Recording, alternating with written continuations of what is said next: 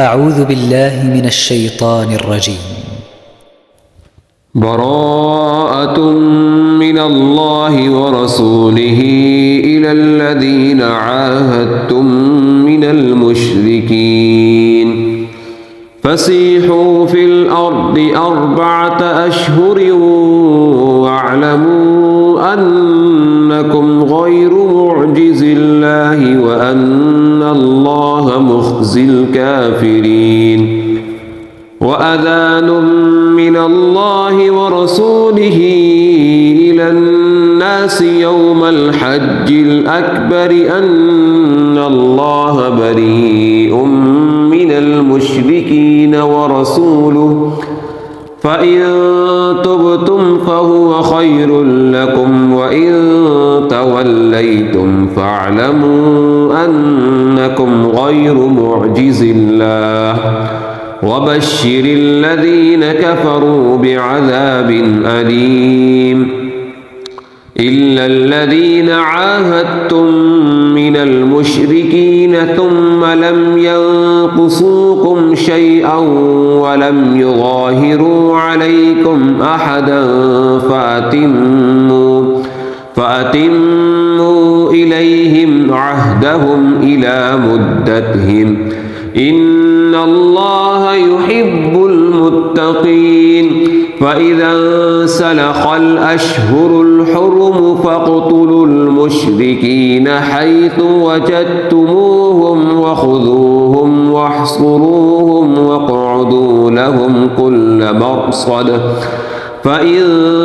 تابوا وأقاموا الصلاة وآتوا الزكاة فخلوا سبيلهم إن الله غفور رحيم. وإن أحد من المشركين استجارك فأجره حتى يسمع كلام الله ثم أبلغه مأمنه ذلك بأنهم قوم لا يعلمون.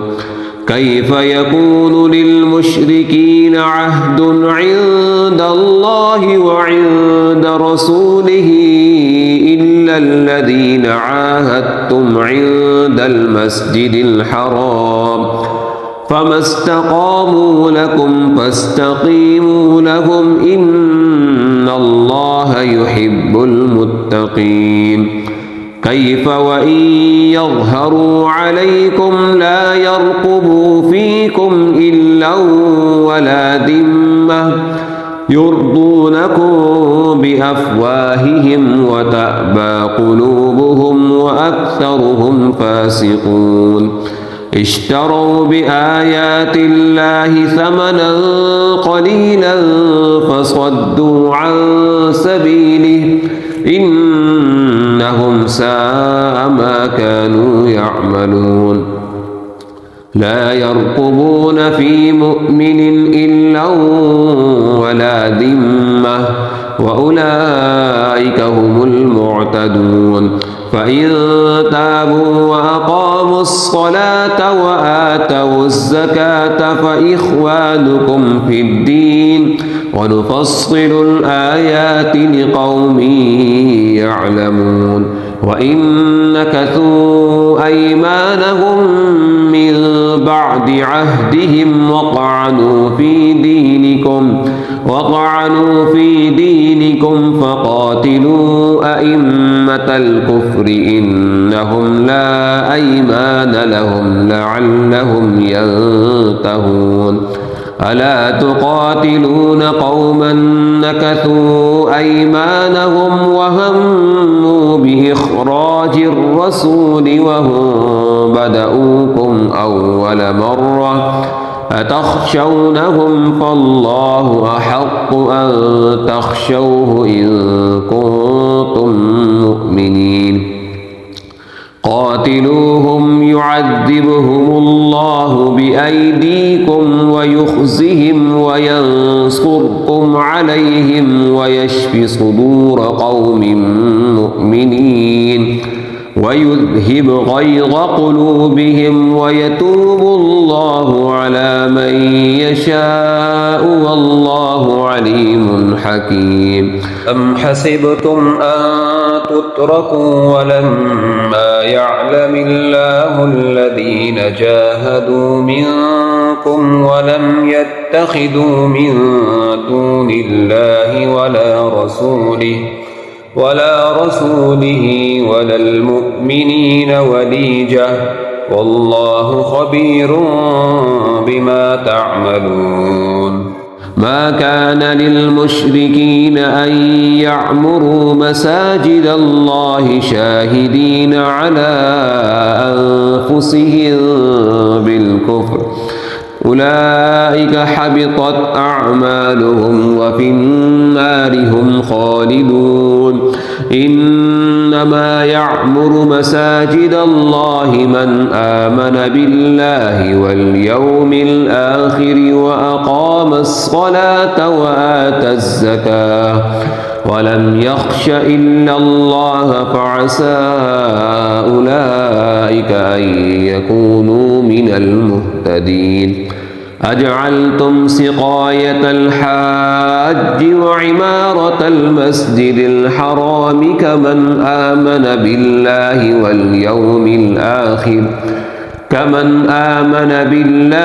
واليوم الآخر وجاهد في سبيل الله لا يستوون عند الله والله لا يهدي القوم الظالمين. الذين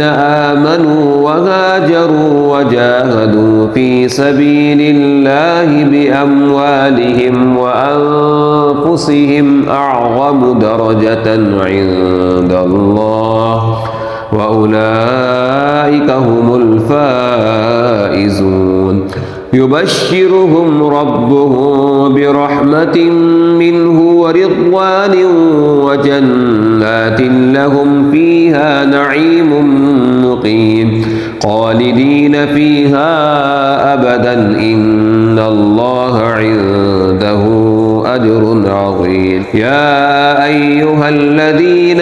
آمنوا لا تتخذوا آباءكم وإخوانكم أولياء إن استحبوا الكفر على الإيمان ومن يتولهم منكم فأولئك هم الظالمون. قل إن كان آباؤكم وأبناؤكم وإخوانكم وأزواجكم وعشيرتكم وأموال اقترفتموها وتجارة تخشون كسادها ومساكن ترضونها أحب إليكم من الله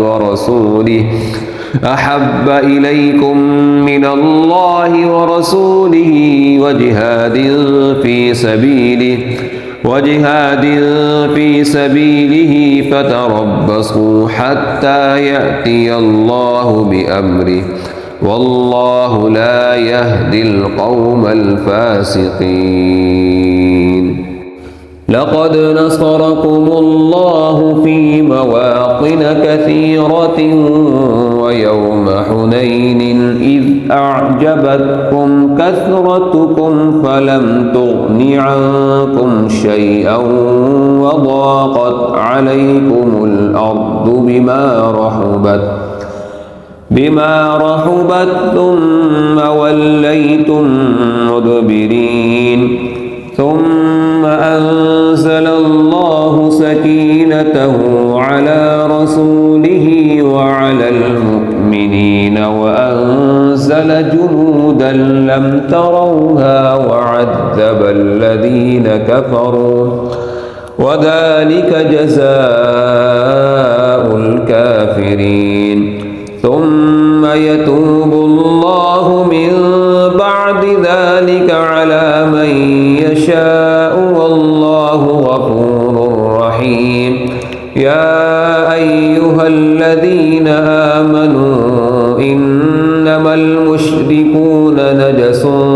فلا يقربوا المسجد المسجد الحرام بعد عامهم هذا وإن خفتم عيلة فسوف يغنيكم الله من فضله إن شاء إن الله عليم حكيم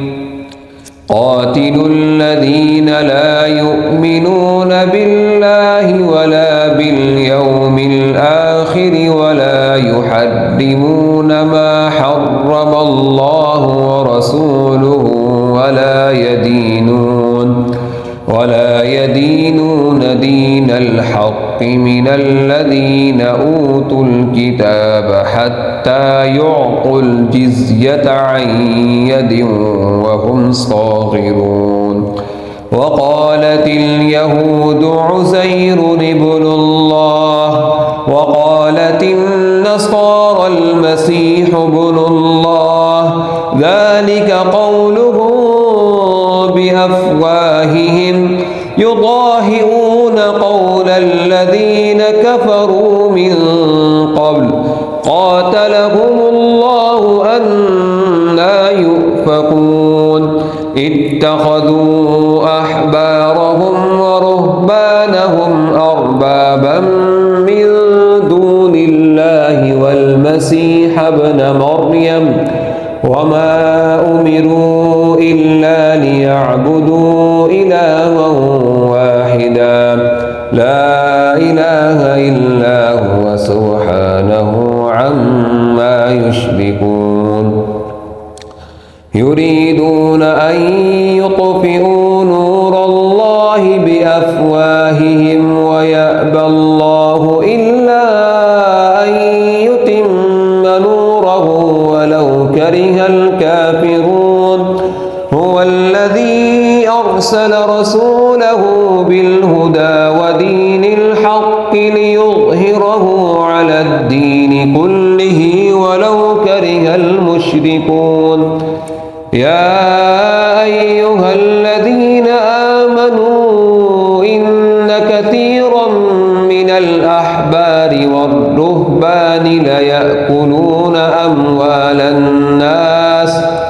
ليأكلون أموال الناس بالباطل ويصدون عن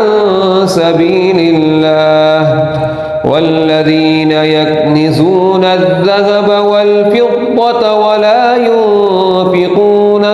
في سبيل الله فبشرهم بعذاب أليم يوم يحمى عليها في نار جهنم فتكوى بها جباههم وجنوبهم وظهورهم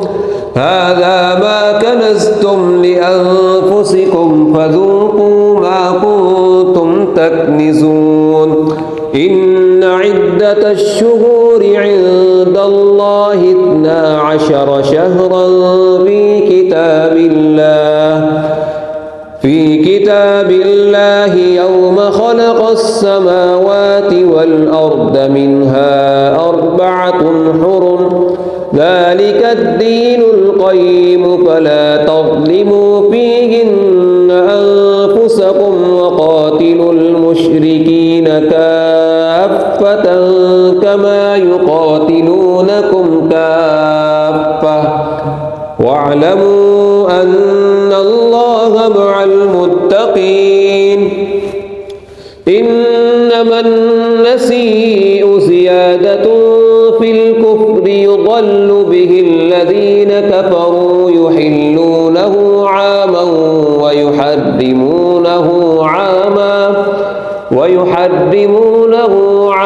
ليواطئوا عدة ما حرم الله فيحلوا ما حرم الله زين لهم سوء أعمالهم والله لا يهدي القوم الكافرين يا أيها الذين آمنوا ما لكم إذا قيل لكم انفروا في سبيل الله اثاقلتم إلى الأرض أرضيتم بالحياة الدنيا من الآخرة الآخرة فما متاع الحياة الدنيا في الآخرة إلا قليل إلا تنفروا يعذبكم عذابا أليما ويستبدل قوما غيركم ولا تضروه شيئا والله على كل شيء قدير إلا تنصروه فقد نصره الله إذ أخرجه الذين كفروا ثاني اثنين إذ هما في الغار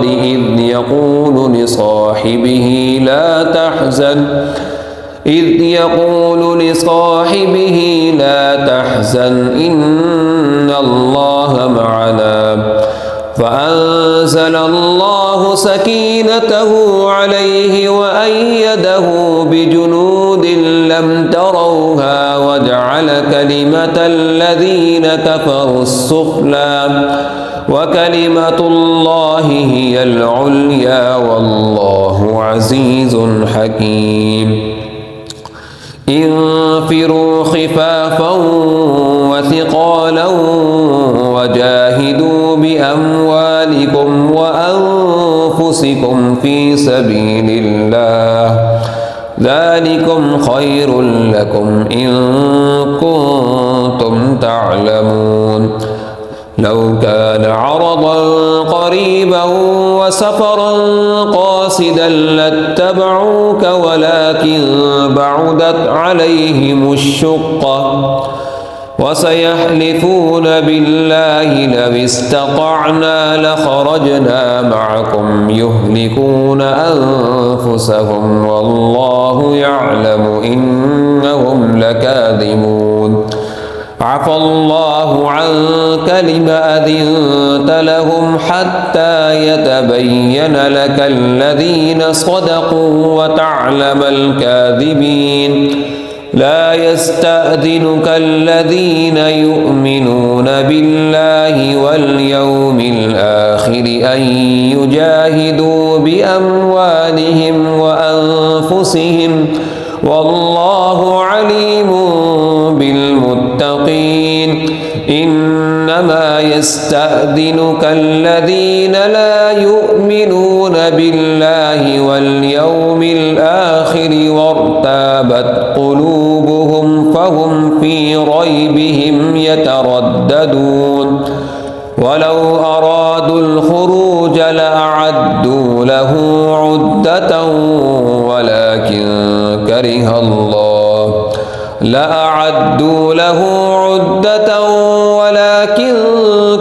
الله بعاثهم فثبطهم وقيل اقعدوا مع القاعدين لو خرجوا فيكم ما زادوكم إلا خبالا ولأوضعوا خلالكم يبغونكم الفتنة وفيكم سماعون لهم والله عليم بالظالمين لقد ابتغوا الفتنة من قبل وقلبوا لك الأمور حتى جاء الحق وظهر أمر الله وهم كارهون ومنهم من يقول ائذن لي ولا تفتني ألا في الفتنة سقطوا وإن جهنم لمحيطة بالكافرين إن تصبك حسنة تسؤهم وإن تصبك مصيبة يقولوا قد أخذنا أمرنا من قبل ويتولوا وهم فرحون قل لن يصيبنا إلا ما كتب الله لنا هو مولانا وعلى الله فليتوكل المؤمنون قل هل تربصون بنا إلا إحدى الحسنيين ونحن نتربص بكم أن يصيبكم الله بعذاب من عنده أو بأيدينا فتربصوا إنا معكم متربصون قل أنفقوا طوعا أو كرها لن يتقبل منكم إنكم كنتم قوما فاسقين وما منعهم أن تقبل منهم نفقاتهم إلا أنهم كفروا بالله وبرسوله ولا يأتون الصلاة إلا وهم كسالى ولا ينفقون إلا وهم كارهون فلا تعجبك أموالهم ولا أولادهم إنما يريد الله ليعذبهم بها في الحياة الدنيا وتزهق أنفسهم وهم كافرون ويحلفون بالله إنهم لمنكم وما هم منكم ولكنهم قوم يفرقون لو يجدون ملجأ أو مغارات أو مدخلا لولوا إليه وهم يجمحون ومنهم من يلمزك في الصدقات فإن أعطوا منها رضوا وإن لم يعطوا منها إذا هم يسخطون ولو أنهم رضوا ما آتاهم الله ورسوله وقالوا حسبنا الله سيؤتينا الله من فضله ورسوله إنا إلى الله راغبون إنما الصدقات للفقراء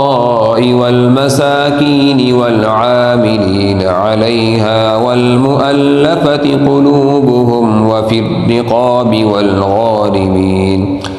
والغارمين وفي سبيل الله وابن السبيل فريضة من الله والله عليم حكيم ومنهم الذين يؤذون النبي ويقولون هو أذن قل أذن خير لكم يؤمن بالله ويؤمن للمؤمنين ورحمة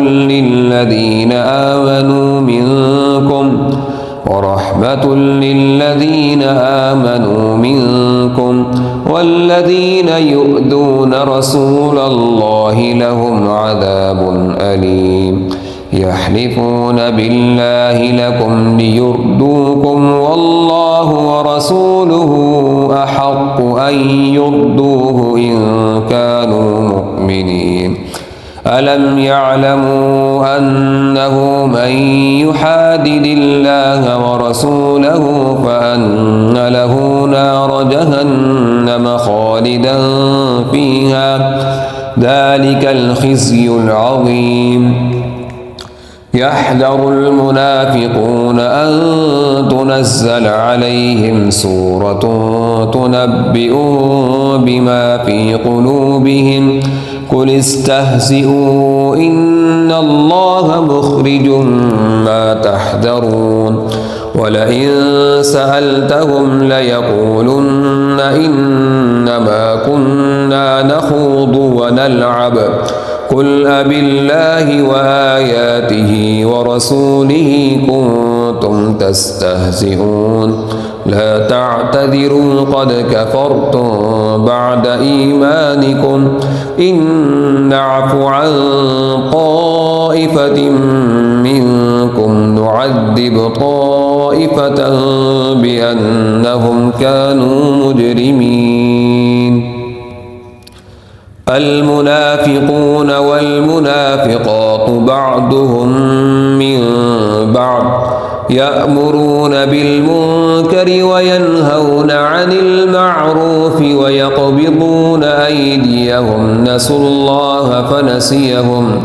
إن المنافقين هم الفاسقون وعد الله المنافقين والمنافقات والكفار نار جهنم خالدين فيها هي حسبهم ولعنهم الله ولهم عذاب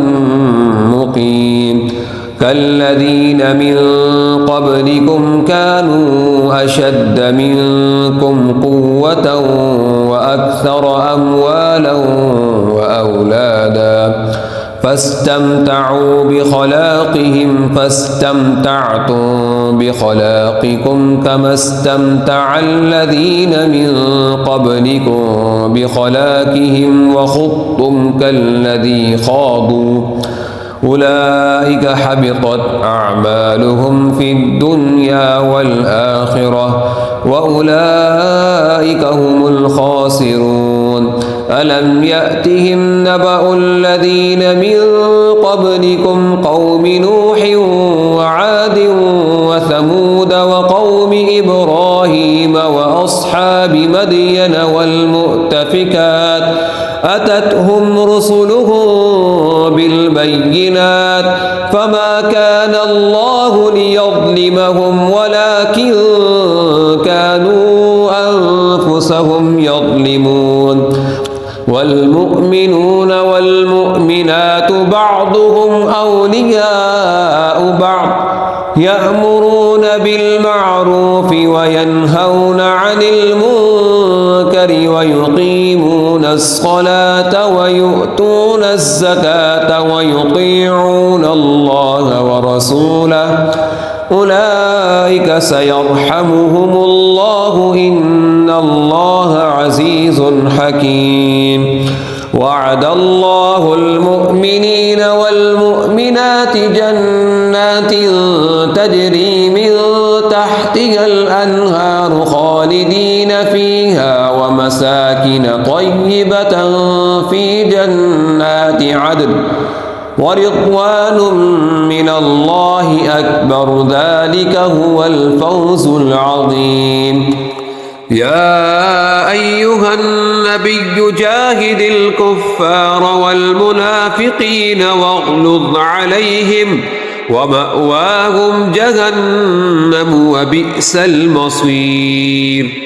يحلفون بالله ما قالوا ولقد قالوا كلمة الكفر وكفروا بعد إسلامهم وهموا بما لم ينالوا وما نقموا إلا أن أغناهم الله ورسوله من فضله فإن يتوبوا يك خيرا لهم وإن يتولوا يعذبهم الله عذابا أليما في الدنيا والآخرة وما لهم في الأرض من ولي ولا نصير ومنهم من عاهد الله لئن آتانا من فضله لنصدقن ولنكونن من الصالحين فلما آتاهم من فضله بخلوا به وتولوا وهم معرضون فأعقبهم نفاقا في قلوبهم إلى يوم يلقونه بما أخلفوا الله ما وعدوه وبما كانوا يكذبون ألم يعلموا أن الله يعلم سرهم ونجواهم وأن الله علام الغيوب الذين يلمزون المطوعين من المؤمنين في الصدقات والذين لا يجدون إلا جهدهم فيسخرون منهم سخر الله منهم ولهم عذاب أليم استغفر لهم أو لا تستغفر لهم إن تستغفر لهم 70 مرة فلن يغفر الله لهم ذلك بأنهم كفروا بالله ورسوله والله لا يهدي القوم الفاسقين فرح المخلفون بمقعدهم خلاف رسول الله وكرهوا أن يجاهدوا بأموالهم وأنفسهم في سبيل الله وقالوا لا تنفروا في الحر قل نار جهنم أشد حرا لو كانوا يفقهون فليضحكوا قليلا وليبكوا كثيرا جزاء بما كانوا يكسبون فإن رجعك الله إلى طائفة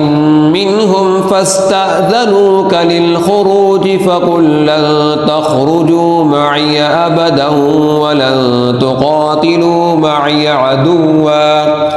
ولن تقاتلوا معي عدوا إنكم رضيتم بالقعود أول مرة فاقعدوا مع الخالفين ولا تصل على أحد منهم مات أبدا ولا تقم على قبره إنهم كفروا بالله ورسوله وماتوا وهم فاسقون ولا تعجبك أموالهم وأولادهم إنما يريد الله أن يعذبهم بها في الدنيا وتزهق أنفسهم وهم كافرون وإذا أنزلت سورة أن آمنوا بالله وجاهدوا مع رسوله استأذنك أولو الطول منهم وقالوا ذرنا نكن مع القاعدين رضوا بأن يكونوا مع الخوالف وطبع على قلوبهم فهم لا يفقهون لكن الرسول والذين آمنوا معه جاهدوا بأموالهم وأنفسهم وأولئك لهم الخيرات وأولئك هم المفلحون أعد الله لهم جنات تجري من تحتها الأنهار خالدين فيها ذلك الفوز العظيم وجاء المعذرون من الأعراب ليؤذن لهم وقعد الذين كذبوا الله ورسوله سيصيب الذين كفروا منهم عذاب أليم ليس على الضعفاء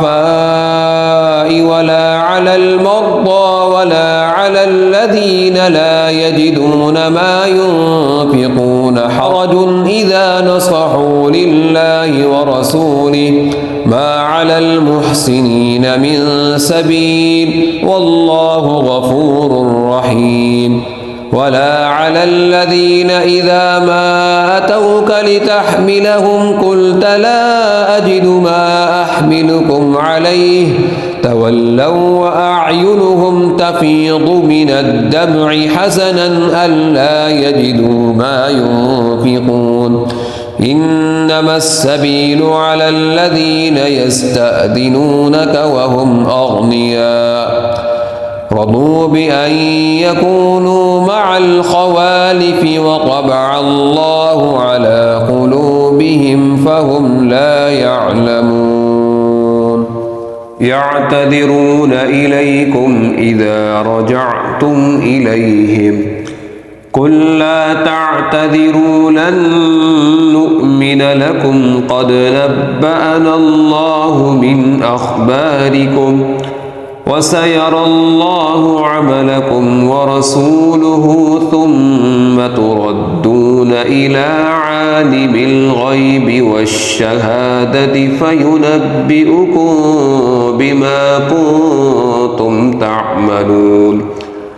سيحلفون بالله لكم إذا انقلبتم إليهم لتعرضوا عنهم فأعرضوا عنهم إنهم رجس ومأواهم جهنم جزاء بما كانوا يكسبون يحلفون لكم لترضوا عنهم فإن ترضوا عنهم فإن الله لا يرضى عن القوم الفاسقين الأعراب أشد كفرا ونفاقا وأجدر ألا يعلموا حدود ما أنزل الله على رسوله والله عليم حكيم ومن الأعراب من يتخذ ما ينفق مغرما ويتربص بكم الدوائر عليهم دائرة السوء والله سميع عليم ومن الأعراب من يؤمن بالله واليوم الآخر ويتخذ ما ينفق قربات عند الله وصلوات الرسول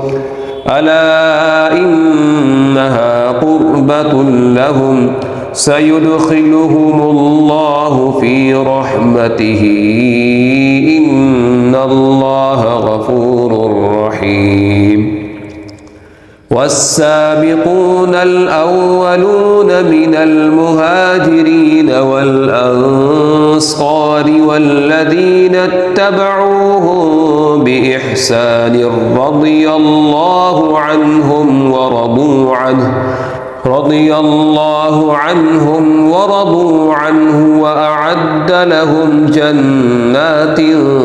تجري تحتها الأنهار خالدين فيها أبدا ذلك الفوز العظيم وممن حولكم من الأعراب منافقون ومن أهل المدينة مردوا على النفاق لا تعلمهم نحن نعلمهم سنعذبهم مرتين ثم يردون إلى عذاب عظيم وآخرون اعترفوا بذنوبهم خلقوا عملا صالحا وآخر سيئا عسى الله أن يتوب عليهم إن الله غفور رحيم خذ من أموالهم صدقة تطهرهم وتزكيهم بها وصل عليهم إن صلاتك سكن لهم والله سميع عليم ألم يعلموا أن الله هو يقبل التوبة عن عباده ويأخذ الصدقات وأن الله هو التواب الرحيم وقل اعملوا فسيرى الله عملكم ورسوله والمؤمنون وستردون إلى عالم الغيب والشهادة فينبئكم بما كنتم تعملون وآخرون مرجون لأمر الله إما يعذبهم وإما يتوب عليهم والله عليم حكيم والذين اتخذوا مسجدا ضرارا وكفرا وتفريقا بين المؤمنين وإرصادا لمن حارب الله ورسوله من قبل وليحلفن إن أردنا إلا الحسنى والله يشهد إنهم لكاذبون لا تقم فيه أبدا لمسجد أسس على التقوى من أول يوم أحق أن تقوم فيه رجال يحبون أن يتطهروا والله يحب المطهرين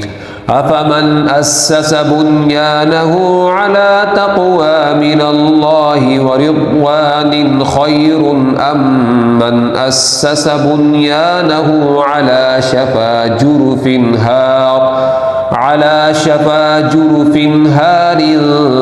فانهار به في نار جهنم والله لا يهدي القوم الظالمين لا يزال بنيانهم الذي بنوا ريبة في قلوبهم إلا أن تقطع قلوبهم والله عليم حكيم إن الله اشترى من المؤمنين أنفسهم وأموالهم بأن لهم الجنة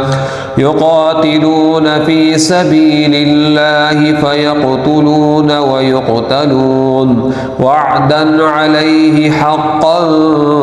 في التوراة والإنجيل والقرآن ومن أوفى بعهده من الله فاستبشروا ببيعكم الذي بايعتم به وذلك هو الفوز العظيم التائبون العابدون الحامدون السائحون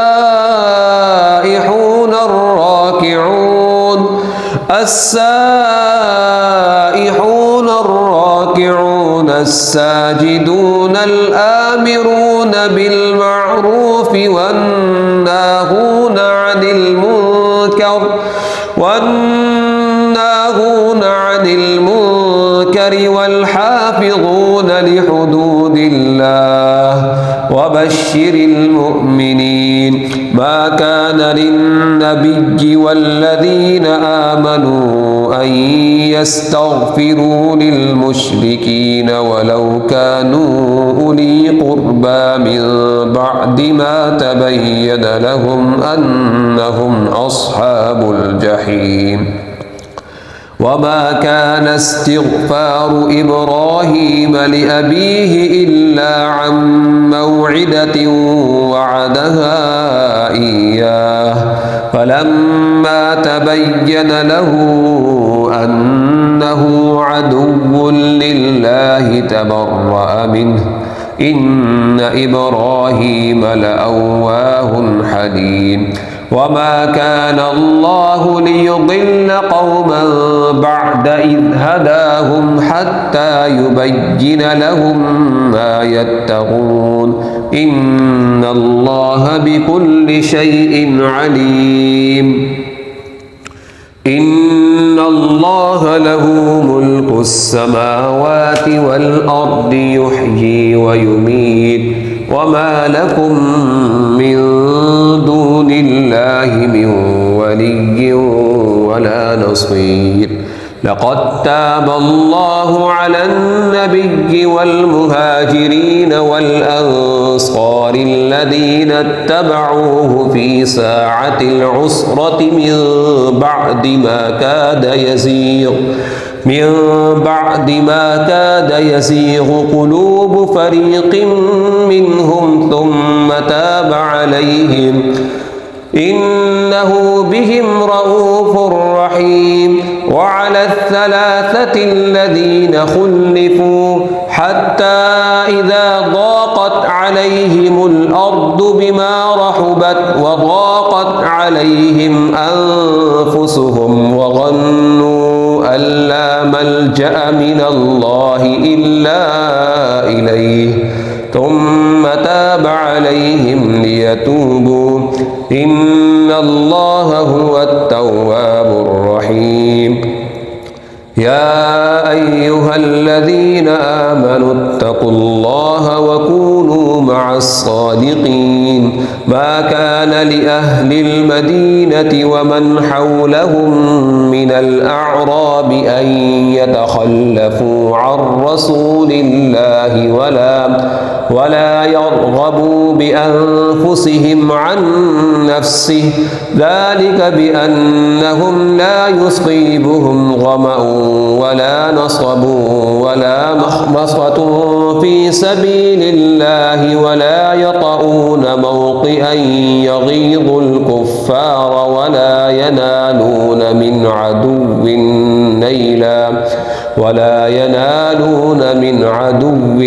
نيلا إلا كتب له به عمل صالح إن الله لا يضيع أجر المحسنين ولا ينفقون نفقة صغيرة ولا كبيرة ولا يقطعون واديا إلا كتب لهم ليجزيهم الله أحسن ما كانوا يعملون وما كان المؤمنون لينفروا كافة فلولا نفر من كل فرقة منه طائفة ليتفقهوا في الدين ولينذروا قومهم إذا رجعوا إليهم لعلهم يحذرون يا أيها الذين آمنوا قاتلوا الذين يلونكم من الكفار وليجدوا فيكم غلظة واعلموا أن الله مع المتقين وإذا ما أنزلت سورة فمنهم من يقول أيكم زادته هذه إيمانا فأما الذين آمنوا فزادتهم إيمانا وهم يستبشرون وأما الذين في قلوبهم مرض